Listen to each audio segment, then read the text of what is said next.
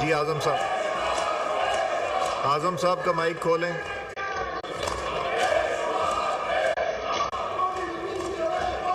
आजम नज़ीर तारड़ साहब का माइक खोलें।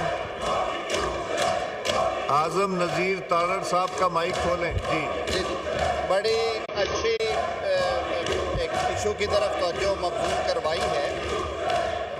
2018 में जो जेंडर गैप था वो 11.8% था और इलेक्शन कमीशन ऑफ पाकिस्तान और नादरा ने मिलकर जब एफर्ट की तो अभी 2024 के इंतखाबात में अल्हम्दुलिल्लाह ये गैप कम हो के 7.4 पे चला गया है।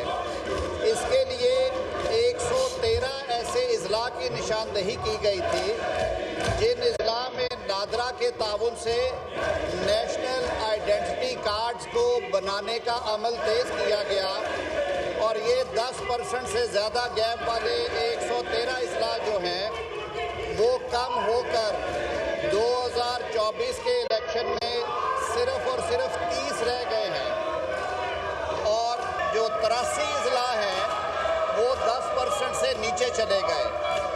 ये एक ऑन गोइंग प्रोसेस है और हम ये तवक्को रखते हैं कि नादरा और दीगर हुकूमती महकमों के ताउन से ये गैप और नीचे आएगा। कुछ चीज़ें ऐसी हैं जैसे कुछ कबाइल में इस मामले में हौसला शिकनी की जाती है, उसके लिए भी लीगल प्रोविजंस मौजूद हैं जिन पे अमल दरामद होता है और कई दफ़ा रीपोल भी करवाए गए हैं। इलेक्शन कमीशन ऑफ पाकिस्तान अपनी आइनी और कानूनी जिम्मेदारी को निभाते हुए इस गैप को कम से कम करने के लिए कोशा है और हुकूमत हर किस्म का ताउन कर रही है। बहुत बहुत शुक्रिया जनाब स्पीकर, बहुत शुक्रिया। आसिया नाज तोनौली साहबा एक सवाल कीजिए।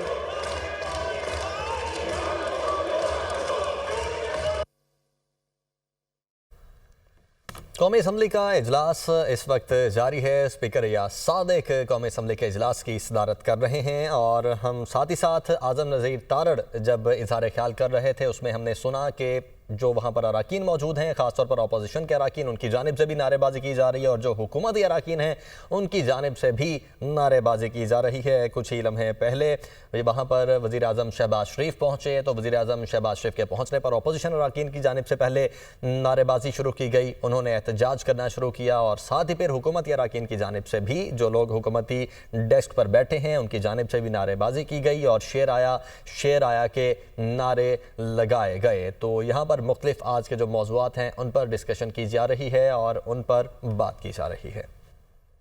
देखिए वो इतनी कारआमद साबित नहीं हुई।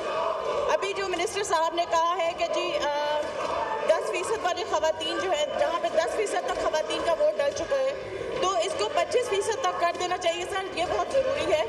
और दूसरी बात मैं कहना चाहूँगी कोई ऐसा फ्रेमवर्क होना चाहिए जो कि 3 महीने 6 महीने या साल के बाद इस मसले के हल के लिए कोई टाइम फ्रेम दे देने चाहिए।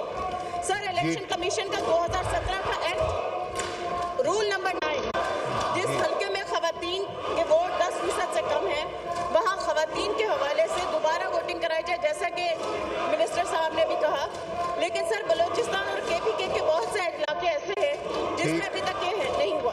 सर एक बात और मैं कहना चाहूँगी कि या तो पार्लिमानी कोई ऐसी कमेटी हो जानी चाहिए जो कि इसको फॉलो अप रखे और उसके बारे में जितनी भी तफसीलात हैं वो पार्लियामेंट को आगाह किया जाए ताकि आने वाले इलेक्शंस में इस तरह की कोई प्रॉब्लम्स ना हो और इसके ऊपर अच्छी तरीके से अमल दरामद हो। सर इस सिलसिले को ख़त्म हो जाना चाहिए और ख़वातीन वोटर्स जो हैं उनको अपना हक राहदही इस्तेमाल करने का हक होना चाहिए और ऐसे इलाकों में बाकायदा तौर पर निगरानी बहुत ज़रूरी है। सर इस हवाले से मिनिस्टर साहब ये बताइए कि इलेक्शन कमीशन आने वाले वक्त के लिए क्या इकदाम करेगी और पार्लियामेंट कमेटी का जरूर होना चाहिए, यहाँ पे कमेटी कायम होनी चाहिए। डॉक्टर तारिक साहब इन जी आज़म तारड़ साहब, मैंने जैसे जनाब स्पीकर अर्ज किया है कि इलेक्शन कमीशन ऑफ पाकिस्तान ने अपनी आइनी जिम्मेदारी पूरी करते हुए उन्होंने जो जेंडर गैप था वो 15-16% से नीचे आते आते अब 7% पे आ चुका है और मेरे ख्याल में हमें इसे अप्रिशिएट करना चाहिए। और जहाँ तक ताल्लुक़ है और नहीं जहाँ तक ताल्लुक़ है कि इलेक्शन कमीशन मज़ीद क्या करेगा, उसमें इंशाअल्लाह उल अज़ीज़ आने वाले महीनों और सालों में मज़ीद फ़र्क नज़र आएगा। एक अवेयरनेस कैंपेन भी शुरू कराई गई है, उसके साथ साथ नादरा को एक्टिव किया गया है और मोबाइल यूनिट्स भेजे जाते हैं मुख्तलिफ देहात में। तो ये इंशाअल्लाह उल अज़ीज़ जैसे 2018 और 24 के इंतखाबात में फ़र्क नज़र आया है, जो इंतखाबात 2029 में होंगे उसमें ये गैप और इंशाअल्लाह नीचे आ जाएगा इंशाअल्लाह। बहुत शुक्रिया जी। नुज़रत सादिक साहिबा, टू आस्क वन क्वेश्चन।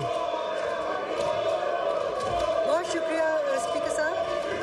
जवाब में उन्होंने मिनिस्टर साहब ने बताया है कि सिर्फ 30 अजला रह गए हैं और एफर्ट्स जारी हैं कि वो इसको कम कर लेंगे गैप, और ख़वातीन को उनको CNICs बनाने में मदद मिलेगी। आज मेरी नज़र पड़ी थी एक ख़बर के ऊपर, विच इज़ खुशाइन बात है कि नादरा ने लॉन्च किया है बाइकर सर्विस। इसके बारे में मैं पूछना चाहती हूँ, ये जो बाइकर सर्विस है ये मैंने सुना है कराची में स्टार्ट की गई है, क्या ये डिफरेंट शहरों में इसको रेप्लिकेट किया जाएगा जहाँ घर बैठे हुए ये सहूलत मुहैया की गई है और नॉमिनल फ़ी पर आप अपना ID कार्ड बना सकते हैं? अगर ऐसी सहूलत है तो ख़वातीन के लिए ये बहुत फ़ायदेमंद होगा। क्या इस पे कितना काम हो रहा है? बहुत शुक्रिया जी। लॉ मिनिस्टर साहब जी, बहुत शुक्रिया नुज़रत सादिक साहिबा। बिल्कुल, नादरा ने जो स्पेशल लोग हैं, पीपल विद डिसेबिलिटीज़ और स्पेशल नीड्स, उनके लिए home service at your door step शुरू की है। और नादरा के एजेंट्स जो है, जो ऑफिशल्स हैं, वो घरों पे जाके उनके बायोमेट्रिक्स तस्वीर और जो CNIC बनाने या उसको रिन्यू करने का अमल है वो उस पर काम कर रहे हैं। ये जेंडर स्पेसिफिक नहीं है, यानी कि ख़वातीन की हद तक नहीं है। अलबत्ता जो पीपल विद स्पेशल नीड्स हैं या ऐसे लोग जो कि निकल नहीं सकते, जो नहीं निकल सकते वहाँ से, उनके लिए किया गया है। नादरा से हम टेकअप करते हैं कि ऐसी ख़वातीन जो कि नहीं पहुँच सकती दफातर तक किसी वजह से, उन तक भी ये सहूलत फराहम की जाए और इंशाअल्लाह उल अज़ीज़ इसमें इजाफ़ा किया जाएगा और इसका दायरा कार बढ़ाया जाएगा इंशाअल्लाह उल अज़ीज़, इंशाअल्लाह। जी शुक्रिया। ज़ारा वदूद फ़ातमी साहिबा। ज़ारा वदूद फ़ातमी साहिबा जी।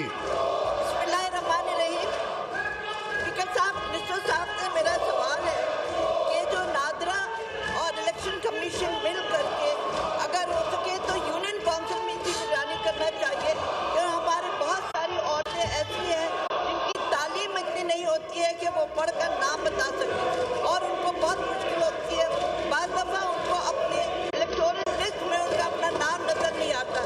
तो क्या ऐसा हो सकता है कि हमारे इलेक्शन कमीशन और नादरा मिल करके एक ऐसा कमेटी बनाए जिनका काम होगा इन औरतों को अवेयरनेस देना, उनको बताना कि किस तरह से वोट देना पड़ता है और कहाँ पे जाकर उनको ढूंढना पड़ता है। क्योंकि जो ऐसे इलाके जो कि दूर दराज हैं, वहाँ पे औरतों को बहुत प्रॉब्लम हो जाता है। तो ये अगर इसके ऊपर गौर किया जाए तो बड़ी मेहरबानी होगी। जी आज़म साहब, क्या ये हो सकता है? देखिए सर, ऑलरेडी भी ये जो कैंपेन है, ये जो वोटरों का अंदराज है, नादरा उसमें अपडेट करता है ऑटोमेशन के ज़रिए से भी। और आपके इलेक्टोरल रोल्स के जो रेलिवेंट प्रोविजंस हैं इलेक्शन एक्ट में, सेक्शन 25 है, 37 है, उनमें ये सारा मैकेनिज़्म दिया गया है। ऑलरेडी ये काम ऑटोमेटेड भी है और खुद से किया जाता है। जहाँ पे कोई फर्दर ज़रूरत पड़ती है वहाँ पे मुआवन अमला जो है वो भी मौजूद होता है कि जो उनको असिस्ट करवाते हैं और नाख्वानदा वोटर्स के लिए सहूलत देते हैं। और कैफ ये अच्छी तजावीज़ है, मैं ये तजावीज़ इलेक्शन कमीशन के ज़रिए नादरा तक ज़रूर पहुँचाऊँगा। जी शाइस्ता खान साहब, एक सवाल कीजिए। प्रिया जनाब स्पीकर साहब, बहुत ही अच्छी तरह एक्सप्लेन किया जी मिनिस्टर साहब ने, लेकिन sir still the gender gap between male and female voter जो है is a pressing issue right now ji in Pakistan. Sir मेरा उनसे ये गुजारिश है कि जो ये बताया गया कि जो 10% से कम जहाँ पे होता है तो वहाँ पे इलेक्शन हो जाते हैं, लेकिन सर कुछ ऐसे पोलिंग स्टेशंस होते हैं जिनमें बिल्कुल फीमेल ने वोट कास्ट नहीं किया होता और उसको बाकी जो इस गैप को वो इस तरीके से ख़त्म करते हैं कि बाकी पोलिंग स्टेशंस के साथ उसको मर्ज करके इस गैप को ख़त्म कर दिया जाता है। तो काइंडली इसके ऊपर ऐसी नज़रसानी किया जाए और इस कानून को इतना टाइटन किया जाए कि उस जो भी कॉन्स्टिट्यूंसी होती है वहाँ के पॉलिटिकल पार्टीज़ को और जो हमारे कैंडिडेट्स होते हैं उनको इस अमर पर ज़्यादा उनके ऊपर तवज्जो दी जाए और उन्हें कहा जाए कि इस अमर में वो एक बेहतरीन किरदार अदा कर सके ताकि मज़ीद ट्रांसपेरेंसी और अकाउंटेबिलिटी आ जाए। जैसा कि सर मैं खैबर पख्तूनख्वा से हूँ और इस दफ़ा जो वहाँ से खैबर पख्तूनख्वा का जो जेंडर बेस्ड टर्न आउट था वो इट इज़ ऑलमोस्ट 15.7%। तो सर वो जो रूरल एरियाज की जो फीमेल्स हैं उनके लिए जी मिनिस्टर फॉर पार्लियामेंट्री अफेयर्स। जनाब स्पीकर, आपको याद होगा कि इसके ऊपर एक इलेक्टोरल रिफॉर्म कमेटी कायम की गई थी पिछले दौरे हुकूमत में और आप ही ने उस कमेटी को चेयर किया था। उसमें दीगर रिफॉर्म्स के साथ साथ इस रेलिवेंट प्रोविजन को भी दोबारा देखा गया था और अब ये कानून का हिस्सा है कि जहाँ पे ख़वातीन के वोटर्स का टर्न आउट एक ख़ास परसेंटेज से कम जाता है वहाँ पे रीपोल किया जाता है और वो नतीजा कबूल नहीं किया जाता। इस बाबत हर किस्म की जो एहतियात है वो बरती गई है और कानून में भी इसको मुनासिब तरीके से डील किया गया है। ये कुछ हमारे समाजी और माशरती पहलू हैं इसमें, वो मेरे ख्याल में जब तक हम इस पर अच्छी अवेयरनेस कैंपेन्स नहीं करते, रवैये तब्दील नहीं करते, ये थोड़ा इशू रहेगा। लेकिन अल्हम्दुलिल्लाह पहले की निस्बत ये बहुत बेहतर है, बहुत बेहतर है। जी आलिया कामरान साहब, आपका कॉल अटेंशन कई कौमी असम्बली की ये मनाजिर आप देख रहे हैं। स्पीकर रियाज सादिक की ज़ेर-ए-सदारत कौमी असम्बली का इजलास आज जारी है और आज जो